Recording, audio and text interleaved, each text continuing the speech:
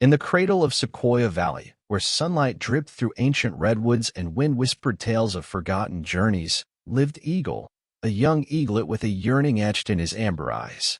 Unlike his siblings, content with squawking for scraps and flitting between branches, Eagle dreamed of a symphony composed of wind beneath his wings and sun-kissed peaks dancing against the canvas of endless sky.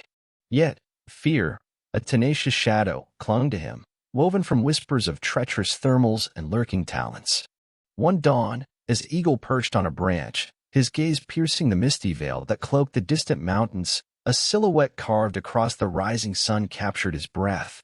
It was Zephyr, the elder eagle, his majestic wings etched with the stories of 1,000 storms. With a thud that sent echoes through the branches, Zephyr landed before Eagle, his piercing gaze finding the young eaglet. "Little one," his voice rasped, the melody of ancient pines, "what clouds your vision?" Eagle, his voice laced with the tremor of hope and trepidation, confessed his longing to fly, the words choked by the invisible grip of fear. Zephyr chuckled, a dry rustling of autumn leaves. "Fear is a whisper, eaglet, not a wall. It tests your spirit, like the wind tests the oak." He spread his wings, their span vast and intimidating, and pointed to the sun-drenched peaks. "The world awaits those who dare to dream. Will you be a sparrow, content with the confines of branches, or an eagle, born to chase the sun?" The words ignited a spark within Eagle, a flicker of defiance against the tyranny of fear. "I will fly," he whispered, his voice trembling with newfound resolve. The journey was an arduous waltz with the elements. Zephyr became his guide, his weathered eyes a beacon of unwavering faith. He taught Eagle the language of the wind, the subtle whispers that propelled eagles on epic voyages. He pushed Eagle beyond his comfort zone, urging him to embrace the vertigo of cliffs and the sting of icy rain. There were days when the wind howled, a feral beast tearing at Eagle's feathers, and doubts gnawed at his spirit. Other days, the sun beat down mercilessly, turning the world into a shimmering furnace. But through it all, Zephyr was there, his presence a reassuring warmth against the biting winds of uncertainty.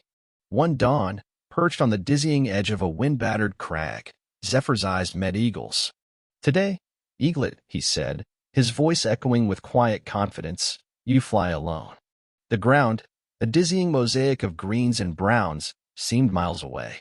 Eagle faltered, fear a serpent coiling around his throat. But then he remembered Zephyr's words, the stories of eagles etched in the very fabric of the sky. With a silent scream, he launched himself into the void. The air rushed past his face, a cold caress against his fear. For a terrifying moment, he plummeted, the ground rushing towards him with sickening speed. But then, something shifted.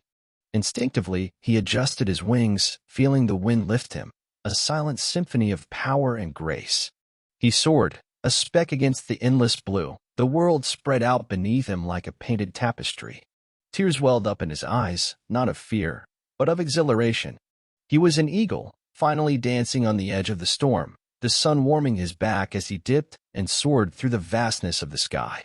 But life in the sky was not a lullaby of wind and sun. Hunger gnawed at him, a persistent echo in his belly. One blustery afternoon, he spotted a plump rabbit feasting in a sun-dappled meadow. Instinct took over. Descending like a feathered arrow, he swooped down, his talons outstretched. But his aim, honed in the safety of the valley, was off. He clipped a rock, sent tumbling into a thicket of thorns. Pain seared through his wing, pinning him to the ground. Panic turned the world into a kaleidoscope of dizzying green. But then he remembered Zephyr's words, "Even eagles fall, eaglet, but it is their rise that defines them." Gritting his beak, he pushed against the thorns, each movement a searing agony. He tore free, bloodied and battered, but with a spirit still defiant. Days turned into weeks as his wing healed, the pain a constant reminder of his vulnerability. But Eagle refused to wallow in weakness. Limping, he explored the forest floor, learning the secrets hidden among the ferns and fallen logs. He discovered the bounty of berries and the cunning of small creatures, a new strength blooming within him.